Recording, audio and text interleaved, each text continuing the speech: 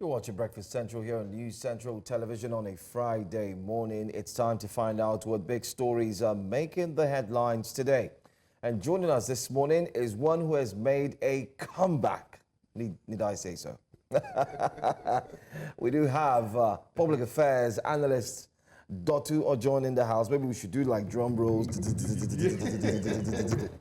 Good to have you join us. First off, I know behind the cameras we had said, have you been? And you said you're doing fantastically well. Yeah. So we can say happy weekend, sir. Remember? Yes. Happy weekend. And incidentally, it's the first Friday that I'll be here. So it's the right thing to say. That's true. Happy weekend. That's true. Great to have you. Well, let's jump right into the front pages of the newspapers. Let's start off first with the Punch newspaper as we take a look at what Nigerians are indeed going to be experiencing or reading this very day from the Nigerian front pages. The Punch newspaper says, skyrocketing inflation. Nigerians lament hunger. World Bank says 129 million trapped in poverty. So if you do your calculation, which I'm going to do very quickly, 220 million Nigerians minus 129, that means we have 91 million Nigerians who are doing fine. That's what it simply means. Anyway, commodities price jump 45 to 92%. Order to the boy, small business owners lament downturn. Government orders discos to replace phased out meters. Page 32 has that story. And if you have not recharged your meter or so on and so forth, there was an announcement that you may have a little bit of difficulties here and there because it starts from today and tomorrow. But we'll talk about that too in the course of our conversation. Cholera has killed 378,000. Cases rise to 14,237, according to NCDC. And I'm going to take just two more on the front page of the Punch to wrap things up. OPS carpet Tinubu reforms. CSOs demand cabinet shake-up. And finally, tanker explosion. Federal government promises to rebuild razed Jigawa town. That's all I'm going to take on the front page of the Punch. Over to you, Saudi. All right. Away from the Punch this morning, let's go to this Nigerian newspapers. Says here, flood alert. Again, federal government warns Nigerians to relocate from riverbanks. Plans 5 buffer dams to prevent overflowing from Lagdo Dam. FCTA begins demolition of 50 illegal structures in Lugbe. Edo inaugurates joint transition committee today. As of course, they are going back and forth, with the election tribunal, challenging the elections, I beg your pardon. Banks lost 42.6 billion naira to fraud in Q2 of 2024. It says mobile money agents say over 300 local government areas in Nigeria without commercial banks. Ozekome unveils 50 iconic books as Jonathan blames judiciary for crisis rocking the party. These are the few stories on this Nigerian newspapers this morning. Okay. All right. We'll take just one more paper and then we would go straight to you, Mr. Dotun Ojon. Can we take a look at the Daily Independent? I wonder if we can actually... okay. All right. Let's look at the Guardian. I think the Guardian would work better. Let's look at the Guardian. I think I like the Guardian more. A spectre of abuses. Bad leadership still haunting 4 years after. That's what we say. That's what it says as we read through the front page. It has a hashtag End SARS protest at 4. In case you missed out, it's actually an anniversary to the End SARS protest. Pages 4 and 5 have more on that. And you can see the depiction there. Of course, judiciary, justice, still though blind, but then again you've got, anyway, let's move on. 129 million Nigerians living below poverty line, says World Bank. Federal government orders residents to relocate from flood-prone River, Benue and Niger areas. APC accused of meddling ahead of 2027 polls as PDP LP reel from internal crisis. JAM relaxes admission age policy for 2024-2025 academic session. And finally, ex-senior cops storm PSC over alleged abandonment and poor pay. Wow. Back to you, Sange. All right. I think the final paper that we have this morning should be the Daily Times. We can throw that in, yes. It says that Shetima woos investors to Nigeria's growing business climate, urges them to seize opportunities in nation's MSMEs, agriculture, digital economy, and others. Guiwa to invest $100 million and others commit to multi-million-dollar tech hubs.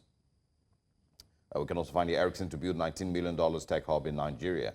Sizable number of illicit arms originally belonged to government, says NSA. Curses security personnel who facilitate movement of weapons to terrorists, bandits, and other non-state actors. Also, 1 million court judgment will not impose a bureau on Labour Party, says the NLC. Interesting. Still on the Daily Times, flooding, relocate from riverbanks, federal government warns Nigerians. Senior retired police officers decry poor pension, seek PSC intervention, and how fake CNG-powered vehicle caused explosion in Benin, NIPCO. That's also one of the things. Fact, federal government, states, local government share 1.29 trillion naira for September. I think we should start with the CNG conversation, and of course with the explosion that happened in Edo State. The fears and the concerns, of course, are rising. There's always been doubts as to whether this was a reasonable idea to transition to CNG-powered vehicles. Many people have said, of course, it's not safe. There's those who say, it's not time yet for that. Then, of course, there's those who said that every Nigerian can't even afford the transition. But what are your general thoughts on the Nigerian government advising Nigerians to move to CNG-powered vehicles? I think there's an urgent solution that is required to the precarious situation that we're in. And the government does not want to reverse subsidy. And standing from my own point of view, also looking into the subsidy regime and the likelihood of complicated corruption that will come if we're talking about reverting it or reversing it, then we have to make use or make do with what we do have. And in the immediate, the CNG seems to be an option. There will be a few, you read from the newspaper, it's actually fake CNG. So I will advise people to actually rely on the government site that they are investing a lot of money in to convert if they so desire. But most importantly is that you cannot drive the economy to prosperity like this. One major way to drive your economy to prosperity is when it comes to transportation, is to deliberately invest in transportation. And I say that selling fuel for 1,000 naira in Nigeria would not have been an issue if the majority of Nigerians are not totally reliant on petrol. What that means is that if I can drop my vehicle in the house and take to public transport and get to where I am going, there's no need for me to concern my head or worry my head about whether that is being sold for $1 million naira or less. And that's the difference between what government says and the reality of what happens. For instance, let's look at the West African zone. And I hate it when government prints paper and say, oh, here they sell it at so amount of money, here they sell it at so amount of... I hate it because it's actually a different situation entirely. Most often, some of these states or nations that you refer to do not have oil deposit, as we do have. Most often, most of these countries you refer to, they are landlocked.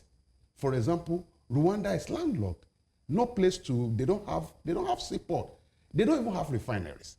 We have all these blessings. So we should not be competing or using them as yardstick. But most importantly is that most of these nations also invest deliberately in transportation. Most often, I do tell people that whenever you travel out of country, when you say you want to take the taxi, everybody is looking at you as if you have stolen money from your country. Because what you should have done is to jump on the train. And even our leaders, you see them hanging on the bus whenever they get to Europe. So there must be deliberate investment. And by deliberate, I'm not saying putting money in it. By deliberate, I mean managing it. The money in transportation in Lagos, for example, is enough to run all our SCDAs. But you know where the money goes? Into pocket of the Agberos, into the pocket of a few touts here and there. And that's why an individual who does nothing can rise up and be more powerful than the state, and can give and can still direct people not to go out and vote on election day, and nothing will happen. So it's deliberate investment in transportation, and we should not actually throw the baby out with the bathwater because of a few incidences of CNG. Yeah, I mean, and you know, like I said earlier, you know, I totally agree with you, you know, that our transportation infrastructure needs to be sorted out before you start to advise people to choose between petrol or CNG. You know, a country that does not have, you know, a proper railway infrastructure, and I'm not talking about the two trains we have here or there, you know, cannot be having these conversations about CNG. We also don't even have proper safety standards in Nigeria. Look everywhere. There's fake drinks, fake beverages, fake everything. Even if, you know, we still have a functioning NAFDAC. That can be the same country that wants, you know, Nigerians to trust the conversion of their vehicles from petrol to CNG. There's that. Also, the Nigerian government doesn't use the CNG. Okay, I think they are actually trying to buy a few vehicles. They've bought a few. No, I'm referring to those in power. Not the ones they're giving to Labour. Okay, those in power. Those in power. Yeah. You know, they have access to money. So,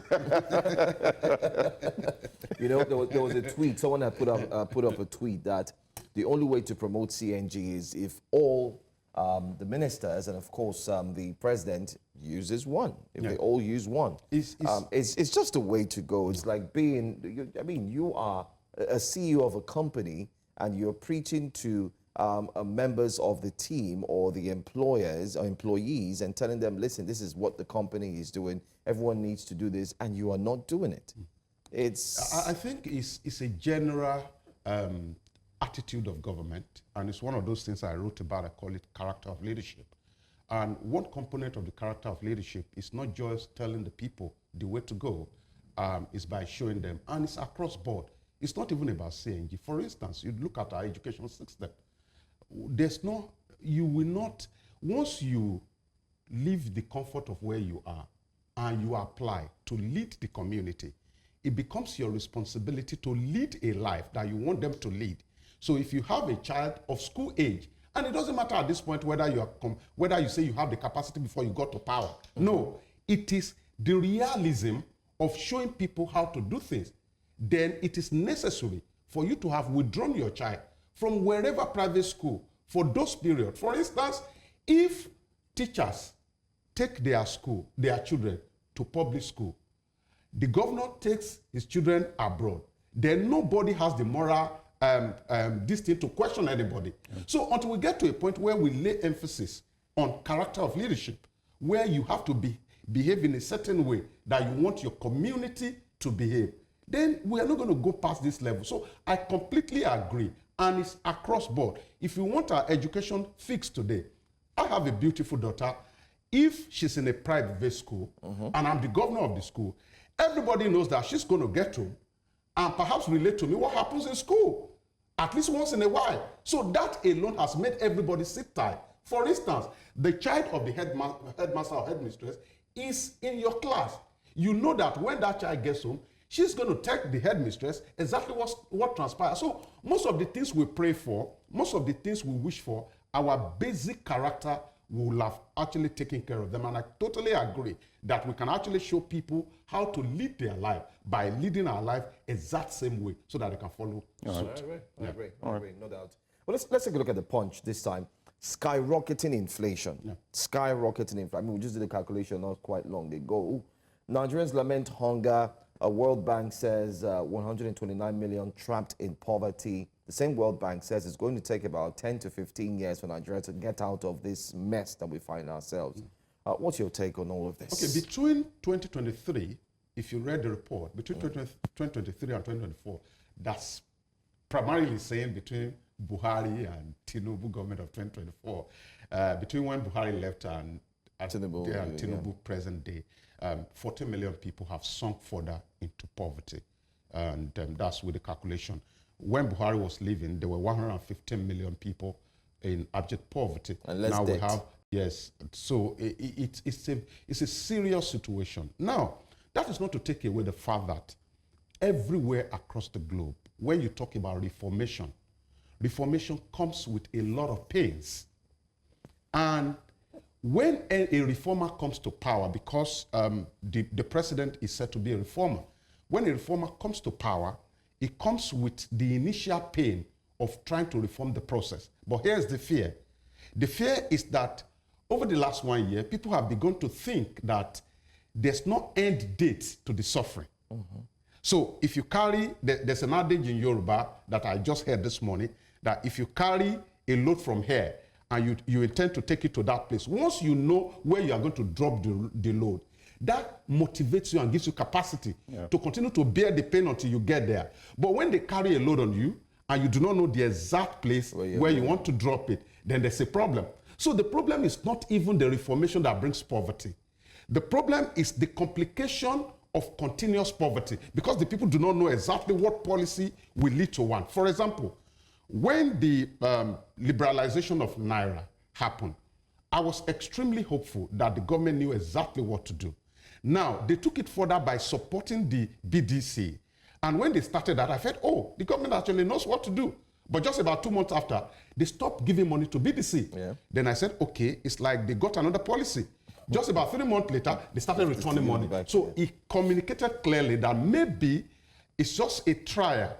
And that's where the main issue is. If government, if the people are clear as to knowing exactly that this, what government is doing will benefit them, then there's going to be discomfort that you have in pain. But the complexity of the situation, or what is making it a bit worrisome, is that people do not know when all of this will end. And I'm going to cite a very simple example. In philosophy, when you have a reformer, you know that it is automatic that it's going to come with pain. But you see, and at the end of the day, the people are the beneficiary of the entire process. That means they will endure pain and the good will come later. But when the reformer has interest in whatever comes out of the process of reformation, then the people who are naturally supposed to be the beneficiary become the victim. And when I listened to what PDP said, and I began to look at their releases, and because as we have it, they are the major opposition in government. So when you want to know the way the government behaves, you look at how they talk, and you also take the books of the opposition. So I look at PDP, and there's something that Atiku Abubakar had said repeatedly, that the president had interest in some of the road constructions that are being done. Now, Lagos to Calabar, for example, I don't know whether you don't take roads, so I can tell you the story of what's happening on the road. Yeah. If you get to Benin now, you are going to Asaba, as we speak now, my driver and I almost slept on the road. Ooh. So the idea behind that is that you begin to ask questions as to, okay, if the alternatives are this bad, why is it that we are creating new one? Because at the end of the day, if you told it, remember the people are still in poverty as a result of the reformation. Exactly. Where do they get the money to now pay toll for the new one you are bringing? So if you go back home to think about it, you begin to suspect maybe there's an interest somewhere. So once we get to a point where any of us can identify that maybe the reformer has interest in the entire process of reformation, then we sink back to discomfort of knowing that we are not going anywhere. I am not saying that is the situation of Nigeria today. I am just telling you what I learned through philosophy. Yeah. Another thing, I think we probably should just talk about the story, the lead story on The Guardian this morning. Today's the 18th. There's going to be the NSAS, once again, memorial on Sunday, 2 days from now. It says the specter of abuses, bad leadership, still haunting 4 years later. And of course, it shows some infographic there, panel recommendations, NSAS, and bad governance. 4 years down the line, aside the stopping of the Special Anti-Robbery Squad, would you say that we have achieved much with regards to police reforms and seeing a more responsible Nigerian police force after the NSAS protest? No, we have not. Incidentally, we are both victims, not in terms of being victim of NSAS, but also the police. You saw it on the newspaper now. The retired officers are actually crying that they are can no longer take them home. You see, policing in Nigeria is something that I often weep about, because I see them on the road. I know how they behave towards people, and I know their capacity if they are helped. Policing system in Nigeria needs urgent help. Unfortunately, nobody is paying attention to it. I cited an example, if you remember, and I'm taking it from both the victim and the people we think are not victim. The victim are those people who get harassed daily. And the people we think are not victim are the arm-carrying police men and officers that you see on the road. They're also victim of the same system. Now, my community is a small place in Ondo State. If a police dies there, his file will get to the IG before approval is given for his pension. In the process, a lot of things happen. In fact, there was an accusation at one point in time, we couldn't establish it, that some people were trying to sleep with the woman who was trying to process the payment for her husband in the entire system. So no reasonable reform has happened. And you can trace it from even the appointment of the IG. In case you are not aware, that the president should not have appoint IG on his own volition without consultation with the governors. But this has happened over the years. So that has not been taken care of. So you can turn the office of an IG to a political office if care is not taken.